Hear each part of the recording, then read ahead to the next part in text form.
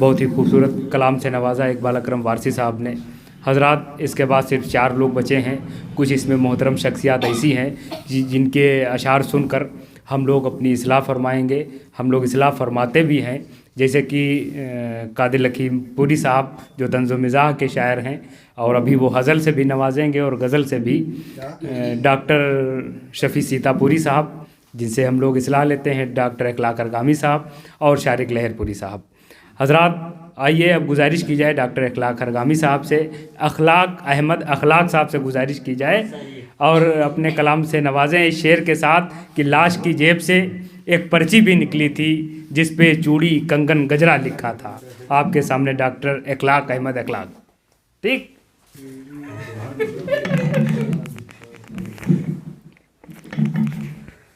हज़रात, बहुत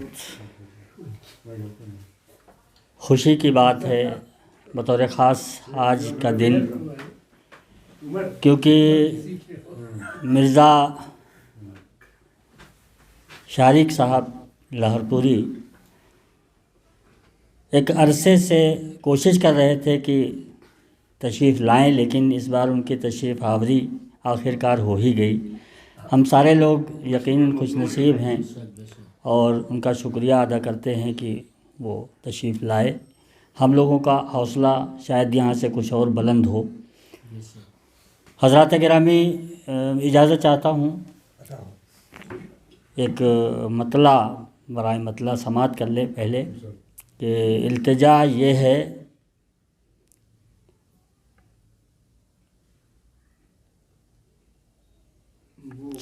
चला गया। चलिए गज़ल का मतला तरही गज़ल का मतला समात करें। अर्ज़ किया है कि रब करे वो मेरे एहसान से अनजान रहे, रब करे वो मेरे एहसान से अनजान रहे, ताकि एहसान मेरा असल में एहसान रहे। रब करे वो मेरे एहसान से अनजान रहे, रब करे वो मेरे एहसान से अनजान रहे, ताकि एहसान मेरा असल में एहसान रहे। और दूसरा मतला इस तरह से है, समात करें कि फूल से चेहरे कहानी का जो उन्वान रहे, फूल से चेहरे कहानी का जो उन्वान रहे, उनके किरदार को पढ़कर सभी हैरान रहे, उनके किरदार को पढ़कर सभी हैरान रहे। और शेर इस तरह से है, कहने की कोशिश की है कि इसको लैला की मोहब्बत का शरफ ही कहिए, इसको लैला की मोहब्बत का शरफ ही कहिए। कैस के चर्चे जो ईरान से तूरान रहे, इसको लैला की मोहब्बत का शरफ ही कहिए, इसको लैला की मोहब्बत का शरफ ही कहिए। कैस के चर्चे जो ईरान से तूरान रहे, कैस के चर्चे जो ईरान से तूरान रहे, और उससे बदबख्त कोई शख्स नहीं दुनिया में, उससे बदबख्त कोई शख्स नहीं दुनिया में जो तेरी जुल्फ के साये में परेशान रहे, उससे बदबख्त कोई शख्स नहीं दुनिया में जो तेरी जुल्फ के साये में परेशान रहे।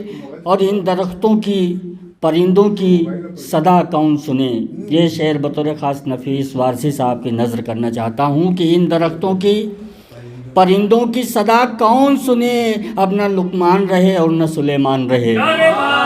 इन दरख्तों की